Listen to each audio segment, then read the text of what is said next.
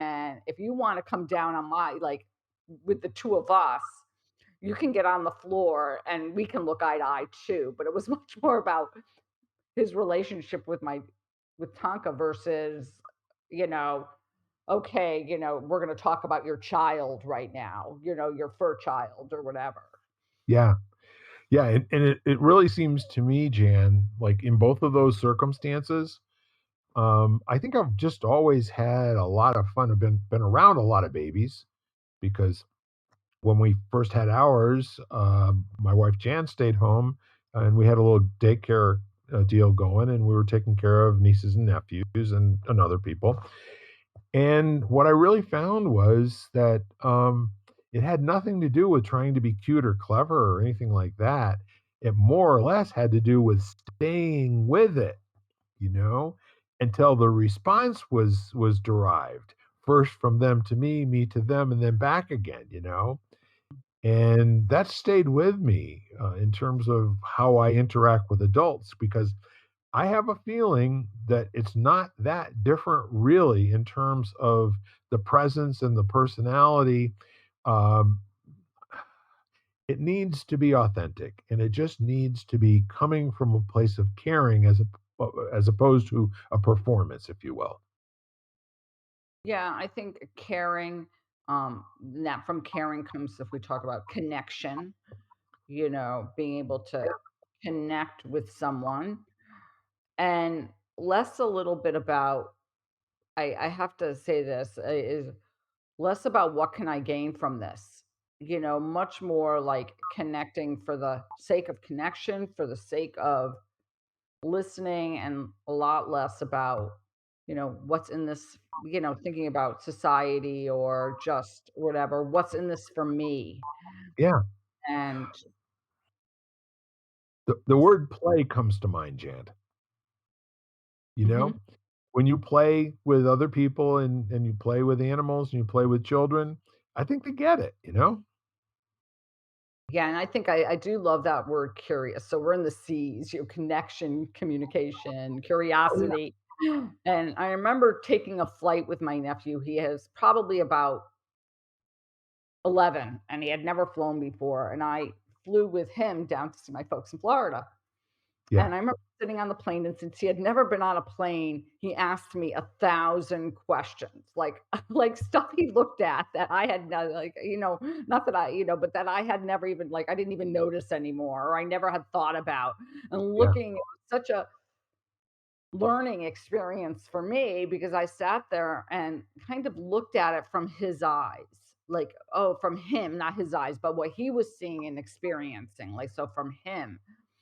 And I almost think I carried that with me and never realized I carried it with me when I would go to different places myself. And all of a sudden, I would become much more aware of the experience per se, like whether that be in nature or going somewhere that I had never been. And I was like, oh, isn't that interesting? Or, so being able to develop curiosity about different experiences in life, and that might be obviously experiences with other people. Like, can I be curious about this? I love what you're saying, and, uh, for me, it kinda has something to do with familiarity, you know? Again, back to the, "I know something about you," or, "I know something about this." And so, in a room full of thousands of data points and different things that can be focused on and seen, you know, all around us, most of us sleepwalk through those situations, and we miss the detail, and we miss the opportunity, you know, to see the magic in the moment. And when, you know, the first time that you make a decision, or when I do, when I make a decision, you know, to see the magic in the moment, I've never heard anybody say that before, but I'm saying to you, there is magic in a moment.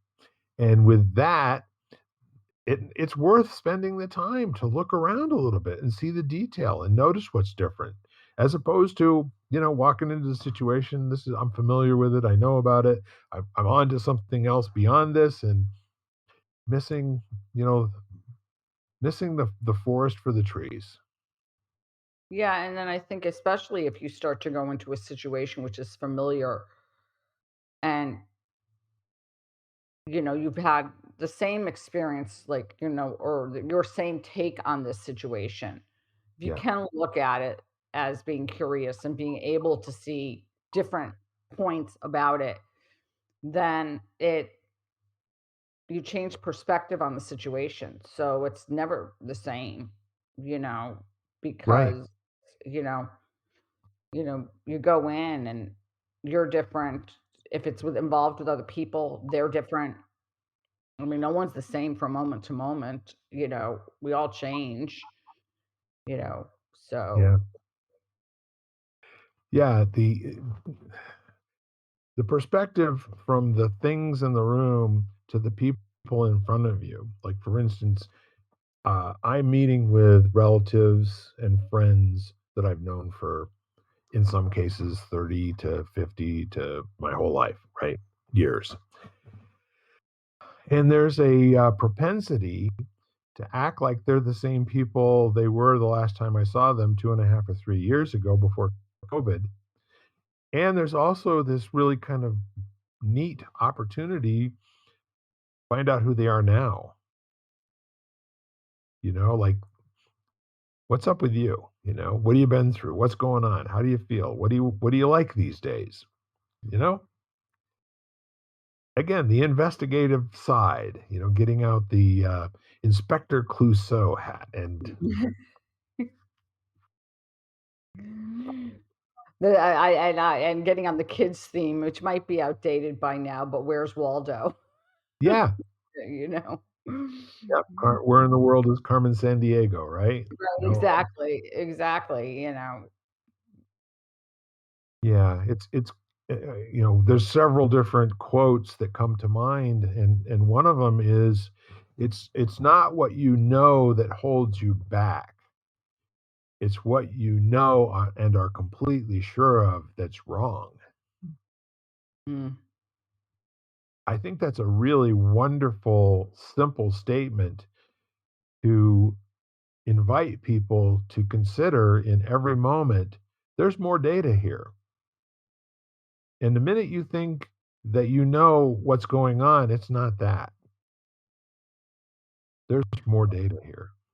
well, I mean, coming from my background in science, I mean, we're always learning new things. Like things become revealed, especially let's say with technology, which you Right. didn't know before. So things you believe to be true all of a sudden are different because now you have different data coming in and you're like, "Oh, okay, what I thought was true was this, but that's not necessarily so, or that isn't so because now I have this information coming in and Yeah. now everything has changed." And if we could take that almost that aspect, not being so literal, of going into a situation or with different people or knowing that what we knew was wrong, then we're sitting, then we have a new way to look at things.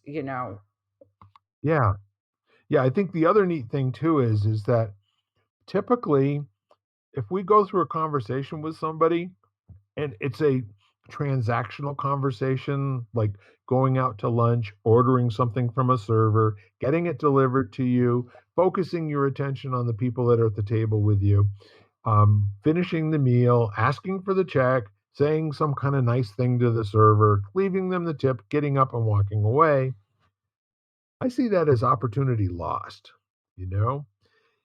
And the neat part of um, that ability to take a moment, and each time you go into a new space, and I'm known for this, and not necessarily in a complimentary way. Because last evening we went out to dinner, my cousin and his wife and my wife, and I immediately started asking questions of the server, you know? And so my cousin's wife said, "Okay, here we go." And she looks around the table and she says, "By the time this meal is over, Bill's going to know the names of all the people in her family, where she went to school, how old she is, what she wants to be when she grows up." And so it's kind of a laugh. But I don't care. I would Mm, rather be known for that than some old nasty curmudgeon that just goes through life not smelling the flowers, right? Well, I love the fact that you think about people as flowers because I don't think that many people do. Yeah, You know, I feel like people don't look at each person as being, I don't know, unique, different, special. yeah, all Uh, those things, all those things and then all of a sudden they kind of lump a whole group of people together.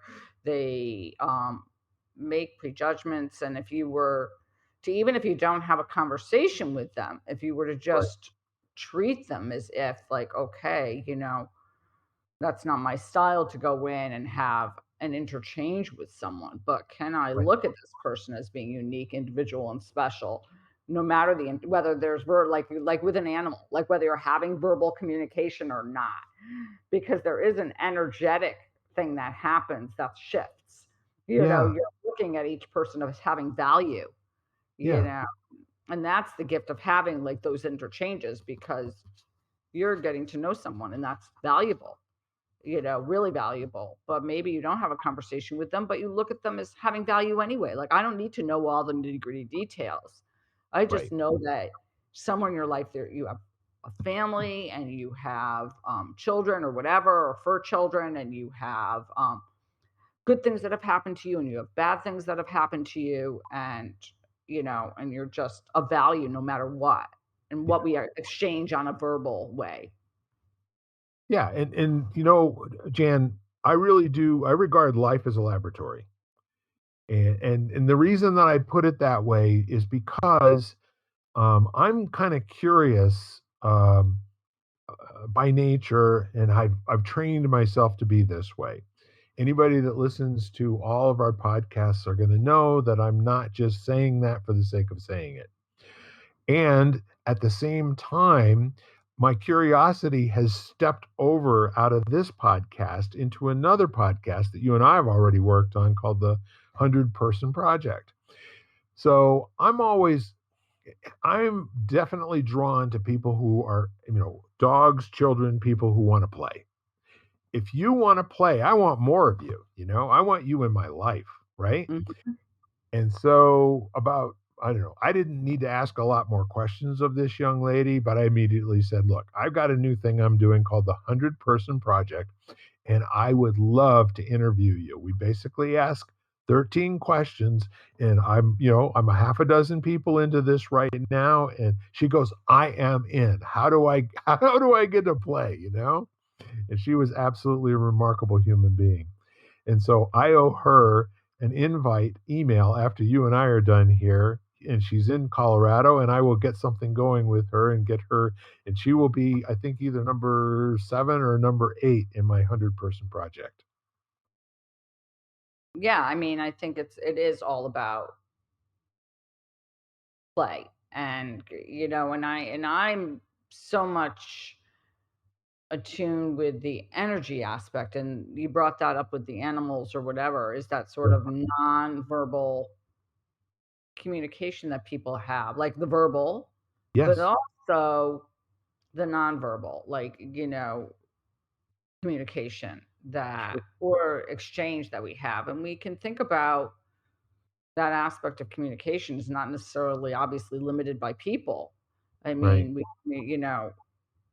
we communicate with nature, with, you know, the earth, our surroundings, you know, especially like the earth and nature. And then we definitely can connect. And maybe, you're not physically going up and hugging a tree, even though I have been known to hug a tree. So, but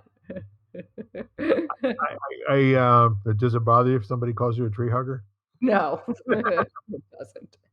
Well, But I have, yeah, and then and you don't necessarily need to do that, but there is like you know, definitely a profound impact of being in nature and being yeah. surrounded by that energy and feeling that connection.